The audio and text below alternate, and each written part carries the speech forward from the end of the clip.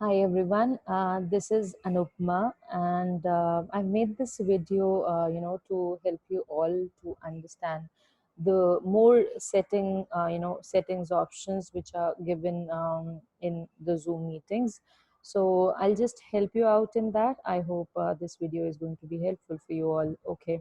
So this is like my desktop, and if I click on the Zoom icon, it will take me to the home screen, which basically appears in this way, right? So as you all can see that this is the Zoom home screen, right? So I have to go to this option, that's the settings option. So if I click on this settings option, it takes me to this screen. I mean this window, that's basically the settings window. So I'll just click here, view more settings, and it will take me to the sign in page, like Zoom sign in page. And there we have to sign in. As I have signed in with my Google account, so I'll just use sign in with Google, right? And this will take me to these settings option, right? So I'm going to make some changes, or I'm going to just tell you about this some of the settings which are given in the meetings option. So let's just move further. So here we begin with this. So schedule meeting, these are settings while scheduling the meeting. So the first is host video needs to be on, because as teacher I have to keep my video on. So this is on. I want my participants also to keep their video on for better participation, but they can put it off later on, and that's completely in the hands of the participants, right? And if we move further, then join before host, right? So this option I've kept off because I don't want my participants or my students to join the meeting before me, right? So they'll be waiting for me to start the meeting, and then only they can join. Enable personal meeting ID, this I have enabled, but that's for enabled for the instant meeting, that's the personal meeting ID. So I'm going to use it for my personal meetings. For the school purpose, we are using the temporary item temporary IDs which are being generated automatically. So you can just leave this option as of now. So let's just move further, and some of the settings are by default set or changed. So we are just going to move further. Okay. So here we have one more option, mute participants upon entry. So I have put it on, right? I want my participants to be like automatically, it's going to mute all the participants when they join the meeting. So this is quite helpful, because I don't want to hear that noise which comes, from behind when the participants or when the students join the meeting. So you can keep this on. But yes, if you want to talk to your children, if you want to like discuss something in the beginning, so you can just unmute them while taking the meeting only, right, directly. Okay. So upcoming meeting reminder, this also I've kept on, because I want notification for my upcoming meetings. So it keeps me reminding about that on my desktop, even on my phone as well. Okay. Okay, then if I just move further, chat option. So I have kept this on. If I just put it off, then the chat option will disappear from my screen. So you have to keep this on, but you have to make the change there in the meeting, that allow participants to chat only with host, which is not given here, but you can make this setting changed there while taking the class. Okay. Okay, so private chat, that this option, if you require this, you can use it immediately. I mean, while taking the class only. If a child asks a question and you want to answer that question to that particular child only, so you just click on that child's name and type and send to that person directly. So that option can be used within that Zoom meeting while taking the classes only. Okay, let's just move further. auto saving chats. So I have kept this on because I want my chats to be saved after all the classes, because at times, students ask some questions and they are just, left unattended because there are many participants. So you can just scroll it later, and you can just keep a note. Okay, this child asked this question and I have to answer this question in the next class. So this is quite helpful, and it also gives some idea basically. Okay, this was done in the class and how all of them participated, or you'll get to know about the students and their answers you can read later on. Okay, so this will be saved in the C drive by default, and if you'll change the settings, you can just keep it saved anywhere, wherever you want. But by default it just saves in our C drive of the desktop or the system. Okay, sound notification when someone joins or leaves. So this I'm going to put on. This is going to notify me when a participant is joining or leaving the meeting. Okay, file transfer. So this I have kept on. Like we can transfer some files, some links, or something which we have to share with the students. But you can put it off because we are not using this option. But as of now, I have just kept it on. Okay, feedback to Zoom, these options are not going to be used. Yes, this is very important. Screen sharing.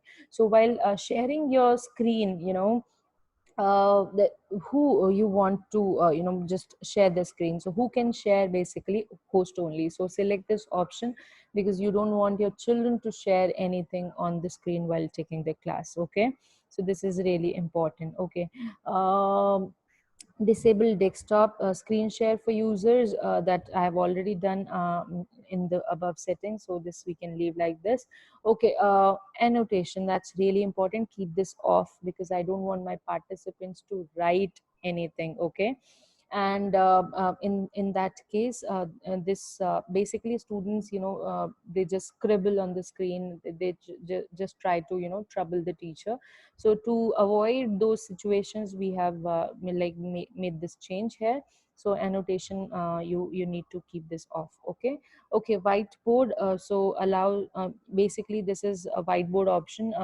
It's like very much important while taking the class. So allow host and participants to share whiteboard during a meeting, as we have opted an option earlier, who can share only host. So only you can share the whiteboard, not the students. Okay, next, remote control. So during screen sharing, at times a message appear that this child wants to control the screen. So during screen sharing, the person who's sharing can allow others to control the shared content. So if you have to allow someone, you can, but we don't use this option, so you can just leave it like this. And if any of your class, this notification appears that this child wants to control your screen, so you just decline that. Okay, okay. Basically it will also notify you that the child is focusing, or they are just trying to look for options here and there. So this is quite useful. Okay, allow removed participants to rejoin. So this you have to keep off, because if you'll keep this on, then if you remove a child from your class, then they can rejoin. So keep this off, so that they'll not rejoin that class, because we are using it in the form of punishment. If somebody is troubling us in class, or somebody is not belonging to that class, and if you want to remove that participant, so you can just keep this off.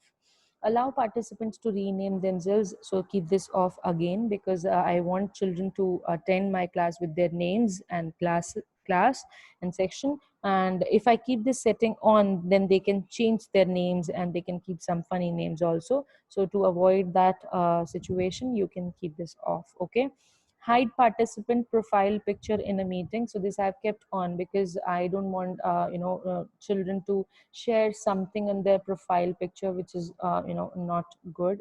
They at times keep funny images, or something irrelevant. So you can just keep this on, so that you'll not see any thing on their profile picture. You'll just see their names if they're keeping their videos off, right? If the video is on, then you'll see the child, but if the video is off, you'll not see anything in the profile picture. You'll just see the name. Okay, Okay, report participants to Zoom. So this we are not using, but these are by default, changed. So that's it. Yes, this is important. Waiting room. So I've kept this setting on.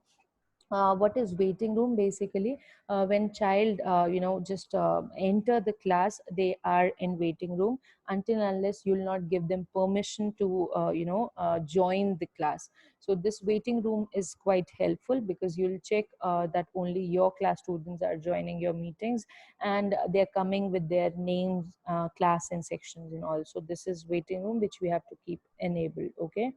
Okay, email notification, when attendees join before meeting, before host, so you get notification. So we are getting notification via email if a child is already, waiting for you in the meeting. So it just, gives you information about the activities of the children. So this is on. When a meeting is cancelled, you are being notified, right? And the participants will also get notification for this. So this is also on. I believe yes. That's all from the meeting option. Okay, if we just go to the other option that's there with the meeting, I'll just take you there quickly. Recording. Okay, so if you click on that, there are like a very few options. So one is this local recording. Allow host and participants to record the meeting to a local file. Basically, it's only to the host that you can record the meeting, but a host can give participants this permission. So as a teacher, I'm not going to give permission to my children to record the class. It's only in my hand as a host, right? Rest all the settings are off. Automatic recording, if you want to record all of your classes, then you can keep this on. Otherwise, you can just record any of your class while taking the meeting, because there's one option, record meeting. Okay, so that's it. If this telephone option is not for us, basically it's for the telephone meetings and the calls, so this we can avoid. So that's it. I am just hoping that this video is going to be helpful for you all. Thank you for your time and patience.